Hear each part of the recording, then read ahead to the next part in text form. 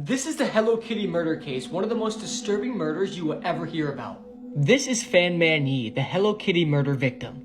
On March 17, 1999, Fan was abducted by 3 men and a girl at her flat. The group then took her to an apartment where they imprisoned her for a month. The apartment was rented out by one of the killers, and they intended to make money off Fan by pimping her out to other men. During her imprisonment, she was tortured and raped, and according to one source, she was beaten up with metal bars and sometimes while being strung up and used as a punching bag. On one occasion, Fan was kicked in the head around 50 times. Spices were rubbed into Fan's wounds, her legs and feet were burned with candle wax, and hot plastic so she was unable to walk.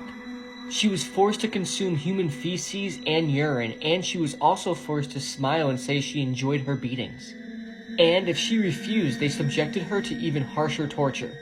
This treatment eventually led to traumatic shock and ultimately her death. Fan succumbed to her wounds between April 14th and April 15th, 1999. Some sources claim that she died while her captors were out, while others say she died overnight. Upon discovering her body, Fan's captors dismembered and boiled her remains. Her skull was sewed into a Hello Kitty doll filled with dead insects while the rest of her body was discarded. That is the picture of the Hello Kitty doll they used. And while this photo was taken, her skull was inside of it. Only her skull, one tooth, and some internal organs were recovered in a plastic bag. All 3 killers were sentenced to life in prison with the possibility of parole after 20 years.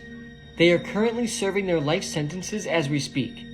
Fan Man Yi's captors treated her like she was nothing and degraded her so much. This case completely shocked Hong Kong and anybody else who ever read about it.